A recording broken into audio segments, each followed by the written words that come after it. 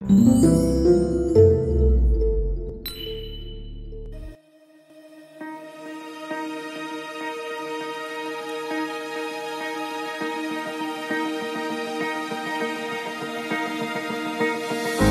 wetu huu wa milioni 92.18 uko na skimu 7.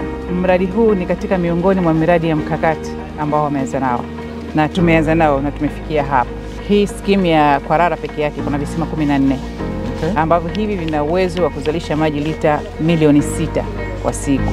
Mradi huu wote kwa jumla, awali tulipokuwa tumedesign from the beginning ilikuwa 36 shehia, yani shehia 36 tu ziwe covered.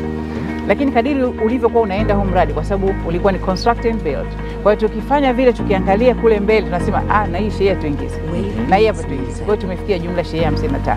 Hizi mashine mnazoziona hapa ni mashine za kupandishia maji kutoka kwenye tenki la chini ambalo lina ujazo wa lita milioni 32.5. Hizi ndo zinatumika kupandishia maji katika matenki yale mawili ya juu. Kabla ya kwenda kwa wananchi, zinapitia hapa, zinapandishwa kutumia hizi mashine. Mashine hizi zimenunuliwa India, kutoka India, na mashine moja hii ina uwezo wa kupandisha maji lita 540,000 kwa saa. Mimi mwenyewe nimeushuhudia, maji tayari yameshaungwa na watu wanaanza kuyatumia. Sasa hivi maji yanatoka vizuri ya hali ya kutosha, kwa hivyo twaomba huduma hii iendelee. Nashukuru kwa maji kufika Kwarara, lakini maji ya kikweli tu, si maji ni maji tu ambayo hana zamana. Kwanza nikiwa kama mkazi, mategemeo yangu makubwa kwamba mradi huu utatupa faida kubwa kwenye matumizi ya maji na ile dhiki ambayo tulikuwa tunakutana nayo, hasa kwa watu ambao hatujachimba visima.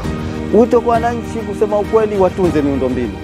Ni swala kubwa, kwa sababu isijekuwa tena yale kwamba mambo yameletwa hichi cha nini, hichi cha hivi. Na isitoshe vile vile kwamba isijekuwa mtu anajiungia tu maji, lazima waje makundi wenyewe wazao waje watekeleze swala lao.